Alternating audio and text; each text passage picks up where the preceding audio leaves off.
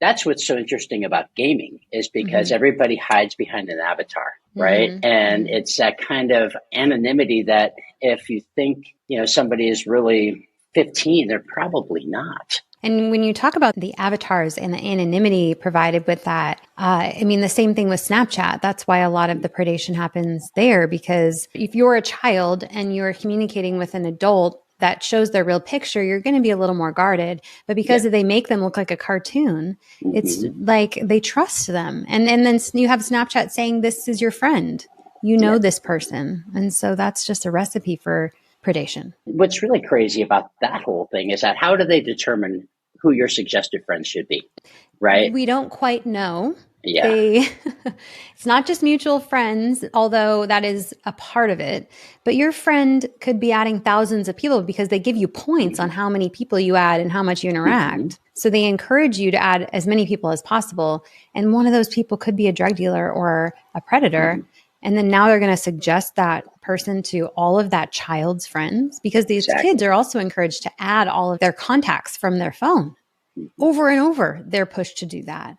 And so why is a social media app need access to all the child's contacts? Oh, that's a bunch more children. It's a bad app. And I'm glad to hear that GameSafe is going to be available for Snapchat. But let's back up a little bit. And I want to welcome people. So welcome to Scrolling to Death. I'm so excited to have David Everitt with me today. You are the founder and CEO of GameSafe, which you're going to tell us about today, an AI technology that can protect kids while they game and much else online, which we'll get into.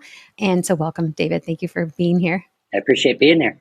Yeah. So we met in person and presented together on a panel at the Nkosi Global Summit in DC. And I heard your name or GameSafe mentioned multiple times after your presentation. People are just blown away by your solution and your story. So I couldn't wait to have you on. And I wonder if you can just start by telling listeners, because you have quite a relatable and sensitive story, but what made you embark on this journey to create this technology to protect kids online? Sure. I love telling this story because it really is everything that when you get a mission and a purpose, you don't even see it coming, right? And then suddenly it's thrust upon you and everything changes. So I have two daughters that I absolutely love. And, I'm a tech dad. My background is big tech. I was a consultant for Fortune 500 companies. I did a lot of really high profile customer migrations, things like that, I understand tech.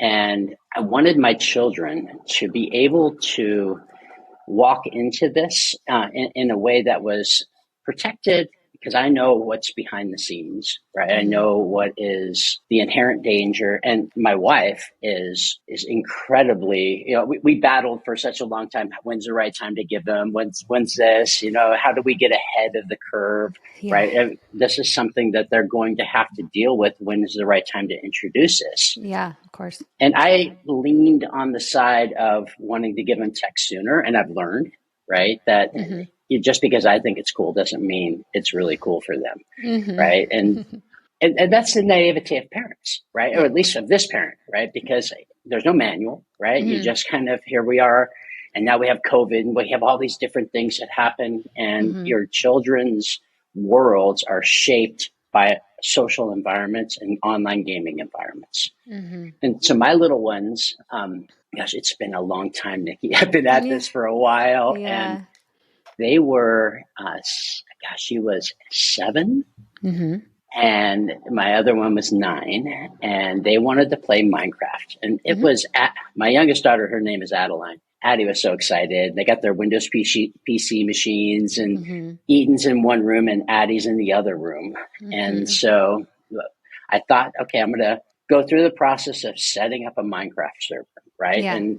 Shouldn't be hard for me, because here I am, I can put this little server up and whatever. But in order for them to connect, I had to open it to the internet, right? And so my wife, Sarah, was like, no, that's not going to happen, right? That would be me. And, well, I understand. I mean, and a man's view of this is that I can protect, right? A woman's view, at least what I understand, woman's view is like, why should you have to protect anything? Let's just put them in a bubble, right? And never let anything come and get them. Yeah, And there's got to be a so, middle ground, right? exactly, Right. exactly. So we came to this middle ground, and Sarah was folding clothes or doing some whatever she was doing, but she had her eye on Addie because we opened this up, and you have to have the IP address in order to access these servers that you host. Mm-hmm. But they're open to the internet, so anybody going through can try a whole bunch of different IP addresses and see what happens, and maybe they'll get lucky. Oh, Right? okay. It's very crazy, and this is years ago, right? So, Yeah. Huh. and if you're familiar with Minecraft is a very blocky, Mm-hmm. the whole idea of the game is great. You just go in and build things together and Mm-hmm. have fun, but then you add the internet in, And right? you can't play offline, or because they wanted to play in the same server Server, but yes, different rooms. And there's no way yes. for them to sit next to each other and play together on one Sure. server. I'm sure There. you can do local area networks. You can do Okay. those types of things. Possibly it was more of a challenge for me. I'm going to Mm-hmm. build this server. I'm going to do all this and I'm going to make it Mm-hmm. so it's great. And, Yeah. that's kind of Yeah. my thing. I like to create, right? Right. Right. Totally. They started playing together and I go back into my office and I'm working and Sarah hears the ding of the message, right? Mm-hmm. And it turns out that some other avatar has now joined the server and is Mm-hmm. engaging my youngest in a private chat. Okay. And so they start talking. And one thing I can tell all your parents that that you encourage them to do is educate your children. Mm-hmm. Educate them not to give out personal information. Make fake profiles. If they're going to game, there's no reason that their picture should be anywhere.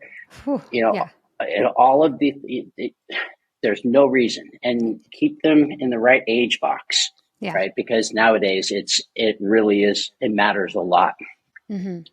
At the time, I didn't think that anybody would get into this thing, but Yeah. Sarah, my wife, called me and she's like, honey, somebody's talking to Addie, right? And Addie comes out and she's like, Daddy, somebody's trying to get my personal information. Whoa. And that's a smart 7-year-old, right? Oh, yeah. Yeah.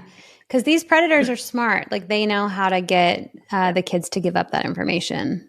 Yeah. So I went in with my machine, right? Mm-hmm. And I started to look at the conversation. He said he was from Utah. His name was Noah. And Mm-hmm.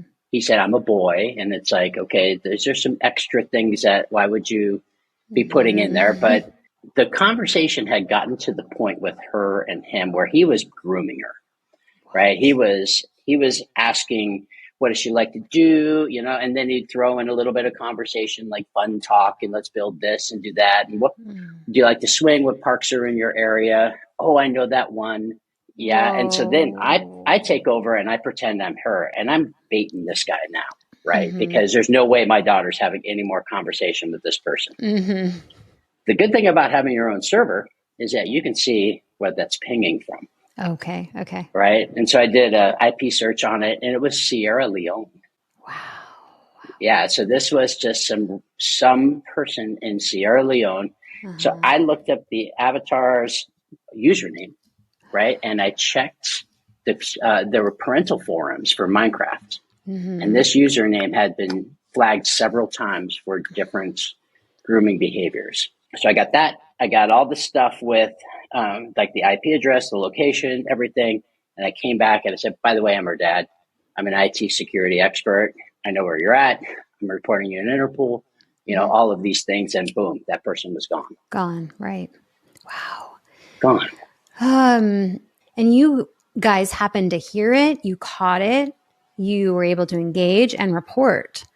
But what have you learned about how much that is happening and maybe going under the radar?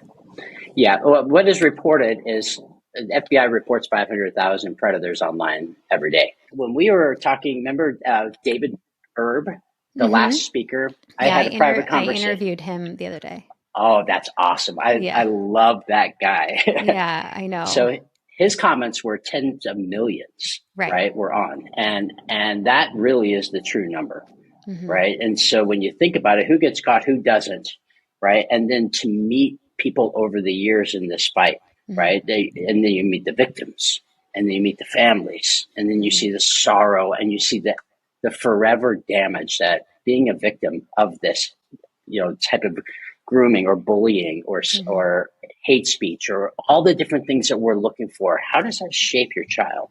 And Minecraft, what have you learned about? So in this example, Minecraft was not doing anything to stop this interaction from happening. I mean, Minecraft knows where people's location is. They can track through AI technology, grooming behavior, but there was no alert given from Minecraft, right? No alert was given from Minecraft. So the big challenge with us right now and back is how do we differentiate between what is a gaming conversation and an actual threat? Right. Right. And so we worked with Thorn for a while, and we put together a grooming model with them, and we've grown it since then. I actually co-office, and the other office is Dr. Lisa Stroman. And so Dr. Lisa and I have been working on these threat models together to where we can really identify patterns. What makes up grooming? And that's what we put our stake in the ground with this company. We are going to stop predation. We are going to prevent, and we're going to put the power into the hands of the parents. Right? That's step one. Step two is, what if the parent's the offender? Right? We have to look at that. Step three, we have a roadmap to how we can really have a preventative tool that we can first go for having that parental unit really shored up. Second, how can this next generation, which is so empowered, right? This next generation wants to help each other so badly. Yeah. How do we help them help their friends? Yeah. So that's where we're taking this, is how do we now take this into another thing? So to your question on Minecraft, right? Minecraft at the time was still growing, right? Yeah. It was still in its different phase of development, and they weren't necessarily as focused on this. I haven't really seen any movement from Microsoft on any of this until very recently, when they said, oh, now we see that there's a problem with bullying, so we're going to put things inside. Who do they report that to? How do they help a child through that? Right? These are the gaps. So a software, something else that's really going to be helping a parent address these things, I think is so important. Okay, and the common games that a lot of my kids' friends are playing are Minecraft, Roblox, Fortnite. So would you say across the board that all of these parental controls on these platforms, there are gaps? And would you say we can rely on them fully to protect our kids from predation? No, I would say absolutely not. We cannot. So if you look at let's take, for example, Roblox, and you go into type in X. Don't ever let your child type in XYZ into the actual search bar, because in there, these rooms are 100% about your child and somebody else hooking up and emoting sex acts in the public bathrooms. Oh, okay. In a game that's supposed to be for 7-year-olds, isn't Roblox? Well, so they have an age filter on this at 12 years old. So 12 years old, apparently that's okay, right? Oh my gosh. I can share some things with you, Nikki, the conversations that we've seen in there are obviously not a child to another child. This is an adult talking to a child. Okay.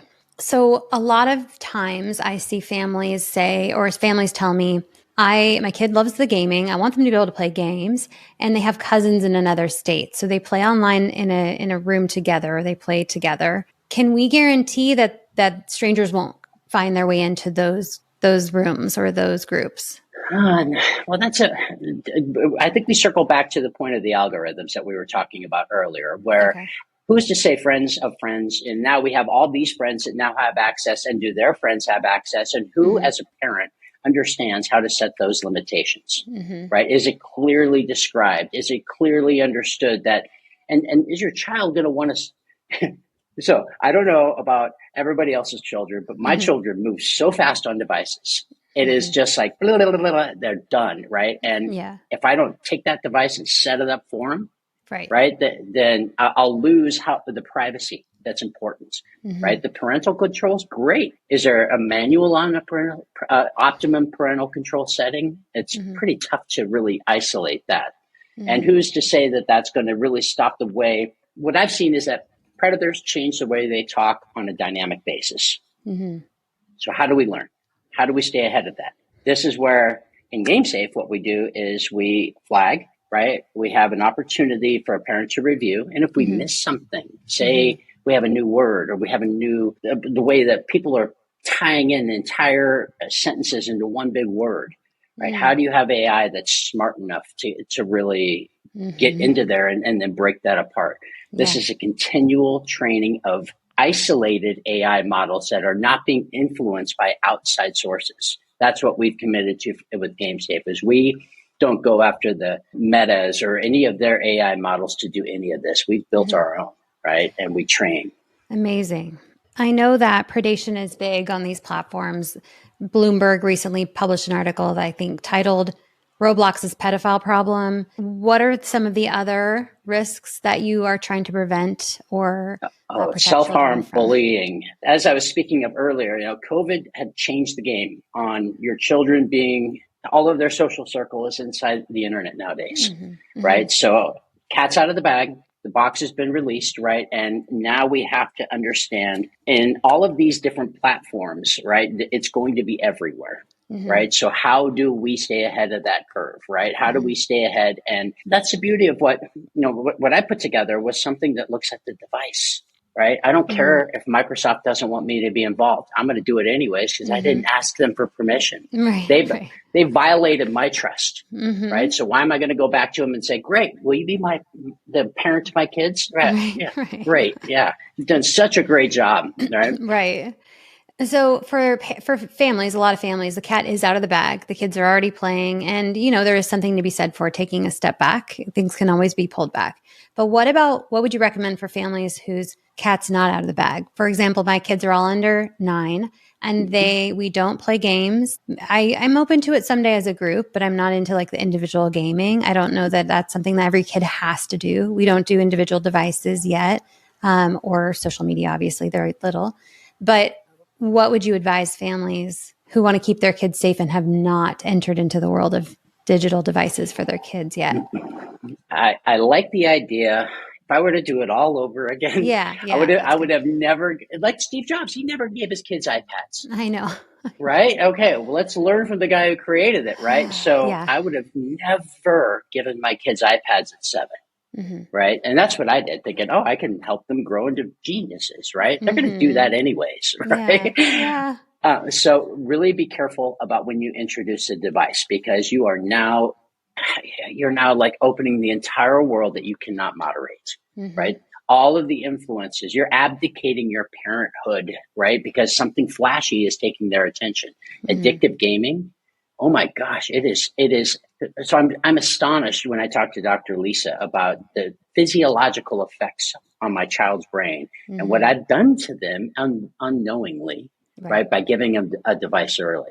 So as a new parent, right, to your question, get a kid safe device at first, right? I mean, if they need a device, I mean, there's great companies that do this, right? GameSafe isn't one of those. We're the software. Right. We're gonna go prevent for everybody else whose kids already have iPhones and Androids. Come get our software. Right. But if you're brand new, be careful. Right. Try Gab or Bark or something like that gives you a phone that is absolutely more restrictive. Yeah. And I have a lot of episodes about and videos about comparing Bark phone, for example, to an iPhone.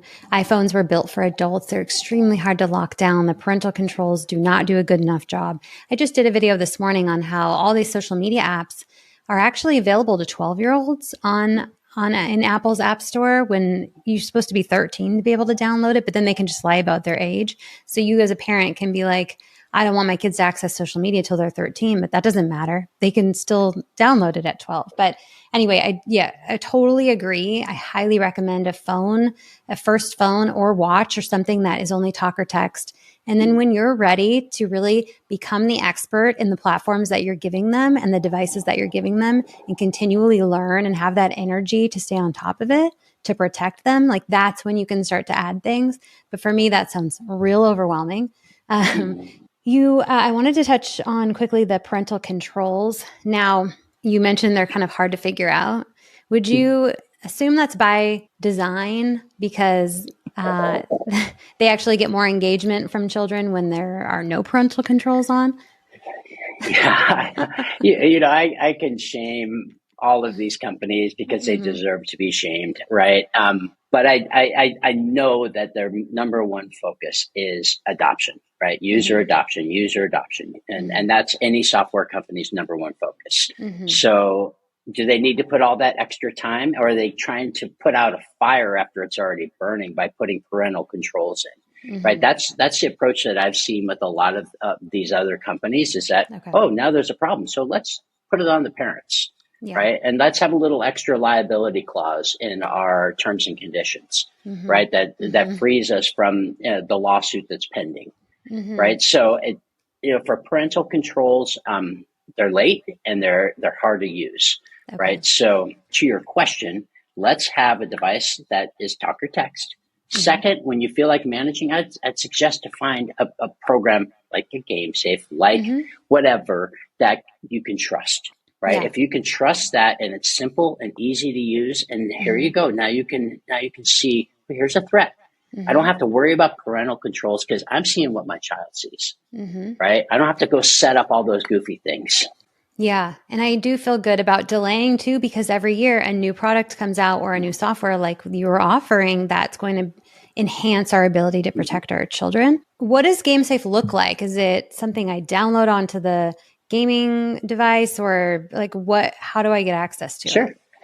Well, GameSafe's real simple, right? It is, you can go to the App Store or you can go to the Android, Google Store there's two parts to it. Yeah. So we have a parental application, we have a child application. Right now, GameSafe for the children, for monitoring children, works on Windows PC, on Android devices, and on iOS devices, right? And so you will download from any one of those stores the parental app. You'll then get a QR code and you'll link what your child's device is. It will download the other part that sits in your child's phone. Then you log in with your credentials and you select which child that is and you're done, right? It's that simple. And so now you'll be able to get in a simple dashboard where you will get, like on your watch, you'll get wherever the notification when we're noticing a threat. Right. Okay. We get notifications so we can address it with them. Exactly. Okay. Exactly. And then there's steps on how to report, how to, freeze the account. There's all of the things in our resource center that will help you mitigate a problem if it's becoming crazy, right? You want to just shut this down and say, why is Discord allowing this picture to be sent to my daughter, right? I'm going to report it. I'm going to freeze this, block this user. I'm going to do this, right? That is the part where parents need to understand that, and they just need to touch a button. You go here, boom. It just feels like this should come standard on all gaming platforms, like from the platform, Yes. Right now, we're not in PlayStations or Xboxes. I hope to be there by the end of the year. Okay. And then I'm also going into the scariest part that I think is out there, which is AR and VR, right? I mean, that is a terrifying world for me to address as far as my child getting immersed in this area. I don't know if you've ever put one of those on. It is like, it changes your reality. And there's a different biochemical scenario that's happening. And you got these brains that are forming, right? These personalities so I'm going after that too. It's a big, heavy, that's what my wife told me, right? She said, when we saw what happened, she says, okay, you got to fix this, build something, right?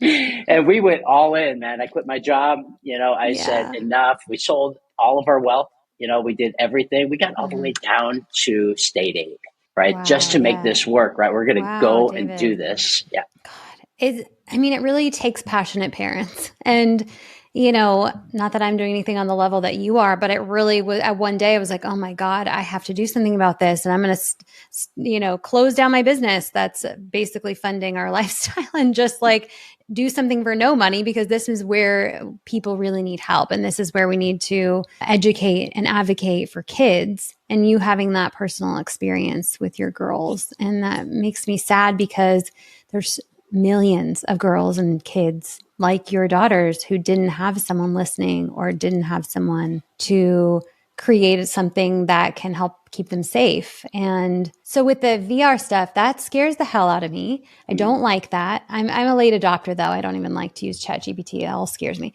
But with the VR, would you say in today's society, is it safe for kids to use that? I am very cautious about children using VR headsets.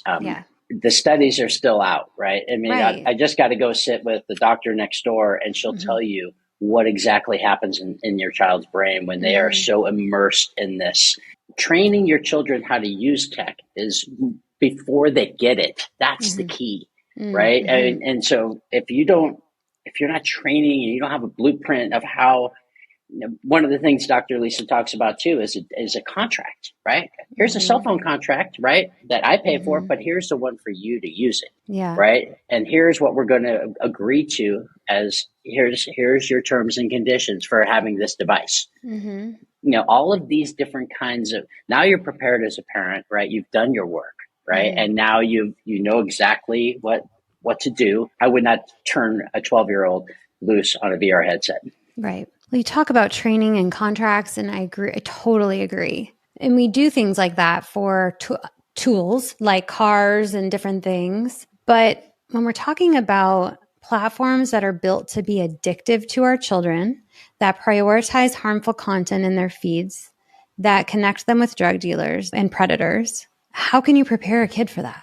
And should we even be allowing that to happen? Yeah, that's a great question. I think you have to have tools, right? That's the only way you can let a child get on these devices, right? Because if the Wild West is out there, I mean, they could touch the wrong button and show their location, right? I mean, that's really being encouraged to share their location. Yes, Snapchat especially, and Instagram's rolling that out now too, geolocating and maps. And we all have to make that decision on and within our own families, right? Do the pros of social media outweigh the cons, and can we trust in some kind of monitoring system that is going to make us sleep at night, help us sleep at night to know that our kids are protected and that we're going to get an alert. And monitoring companies like Bark for the phones and the Bark phone, and then GameSafe for gaming, that's helpful for sure. I am just really grateful that we have options like that, because I know that a lot of families in previous years trusted the platforms to keep the kids safe.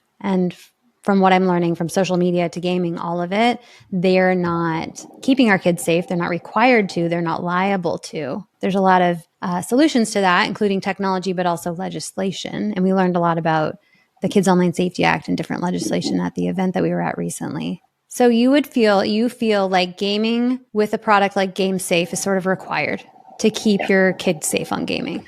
Absolutely. And if we look at the differences between age groups for gaming to social media, right there, and how vulnerable your children are in gaming, because it starts earlier in gaming.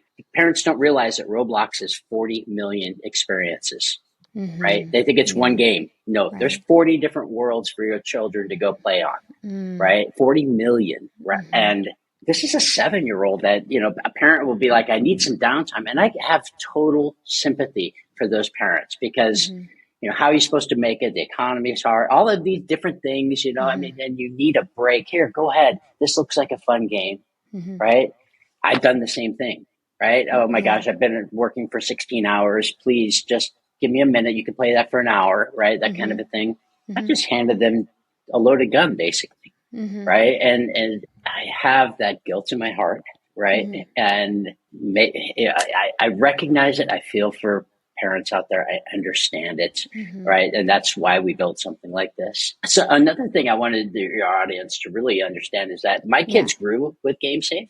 Yeah. And so did the features. Right. Cool. I wanted to see how, in the beginning, I wanted to know every single thing that happened. I would helicopter parent those kids. And then my children started to be able to make good decisions. Right. And then they got different influences in their life, different friends or this, that, and the other.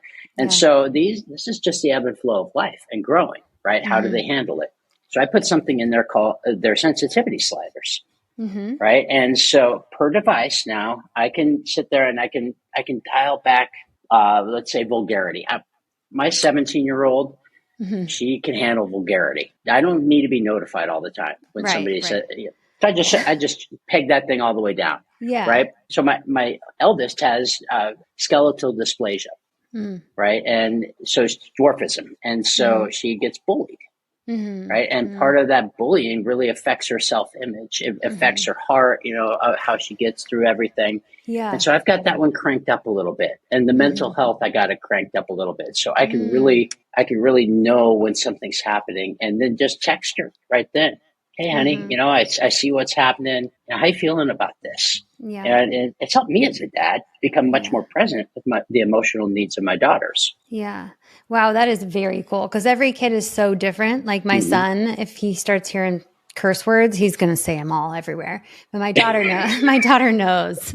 Definitely don't need to be saying that in public. And again, it's just triggering that conversation, that supportive conversation, and helping parents do their job. Nothing can do that job for us. When it comes to proactively preparing your kids for gaming, what are the kind of the highlights on what conversations need to be had before your kids embark on gaming? Don't give personal identifying information, number one. Number two, don't tell people, and that's part of personal identifying information. Don't tell people anything about where you are, where you live, how old you are, all of these different things. But when you feel, like with my kids, I call it their buzzer, right? If you feel somebody's asking you these interesting things that make you uncomfortable, you need to have that open communication. Like with my kids, you can come and tell me anything you want. Right. You can come and, this person said this to you, and I'm not going to react to that. I want to know, I want to help you through it. The personal identifying information is everything, because the moment anybody asks for that, it's a stranger, you're in a bad place. And I like the thought about you're their safe space. So even your kid might have said something wrong, and they need to know that they can come to you, and you're not going to yell or get angry. You're going to take a deep breath and be on their side and support them. Because then if you don't, they're not going to come to you anymore. Oh, Nikki, you have to. So one of the things I'm super excited about, when my daughters my youngest was 11, right? And I had gamesafe all cranked up, and I was watching everything, and one of their friends had this change in her parenting situation, right? Like a divorce or something like that. Yeah. And she reacted to the whole thing, right? And she spiraled, right? And she asked my 11-year-old to go out of her window and come over for a threesome. And at 11 years old? At 11 years old, right? And I flipped out, right? I flipped out. Shoot.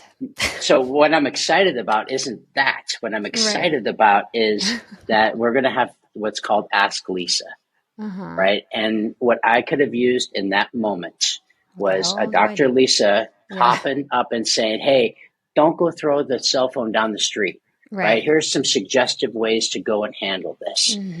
That should be ready at least before Christmas, right? Okay, to where now a little meme will pop up, and there will be Dr. Lisa's 20 years of work that will help guide a parent through this.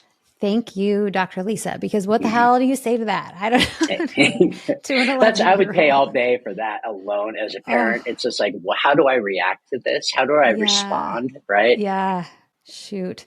Yeah, I mean, I'm with my kids being all under 9. I think there's only been 1 or 2 things that I was really tripped up on so far, but I just know these things are coming, and you go with your gut, but there's definitely important things that you need to get across in these really vital conversations to the kids, and they're going to get exposed to things like that on these devices. So here's a great suggestion is that if you're like walking your child into a device, right, make it exciting. Right here, we're going to team up together with you on this, right? We're going to put this on there, and this isn't right. What we're trying to do is we're trying to catch bad guys, right? Or different things like that. Make it a team effort to where it's not, the friction isn't there. Oh, dad's spying on me, right? My kids don't. They might have thought that a few times, right? But it's definitely something where now we're a team. Right? If you can team up with your kids to make the internet safer, not just for your family, but for their friends. Yeah. We've helped the neighbor, who was going through mental health and was dealing with some self-harm. All of these things were exposed to us to now where we can go and be compassionate and have a community around it. Yeah. I love the team aspect that we're going to catch bad guys, but we're also going to look out and make sure it's safe. Look out for you. Exactly. And it's my device as the parent, but you get to use it and we're going to explore it together. I'm watching because I want to keep you safe and let's work together on that. That kind of approach rather than years past when everyone thought it was safe and was like, happy Christmas. Here's your new phone. Like, right. Go have at it. Good luck. Right. Take the car while you're at it. You're 11, whatever. Right. Oh my God. I hope that, maybe one day there'll be like a test to be able to use a phone or to be able to access social media. Wouldn't that be great? Yeah. And it wouldn't be allowed to be used in your bedroom alone where all the bad stuff happens. So, this has been so interesting and so helpful. I'm incredibly grateful, David, for you and your technology. Can you walk listeners through how they can learn more about GameSafe and connect with your team? Sure. Yeah, anybody can go to gamesafe.ai. Recognize that we are coming out of the gate. We're offering things like right now, and it's only going to get better and better and better and better and better. Yeah. We have a great brand ambassador who is going to be my partner on this. He's coming on, and I'm really excited, but I'm not going to tell you yet. Okay, I might know, but I won't. Yeah, you might know, but I'm being very mindful of a relationship that's helping me grow this into something that can be such an impact. So you can look in the App Store as a parent, look up GameSafe. Our best is Android as well as Windows PC. I'm going to be doing another release for iOS real quick here. Okay. Within the next 3 weeks, that will significantly improve that. And then within the next month and a half, I'm going to have iOS seamless. Amazing. It's a real challenge to do that one. Yeah. Okay. So I'll keep listeners updated as we roll out, but please go to gamesafe.ai. On behalf of parents, we are grateful for the education that you're providing and the help with protecting our kids and allowing them to have fun while gaming and protecting them from the bad stuff. So, David, thank you again for being here. Well, thanks for having me. It's great seeing you again. You too.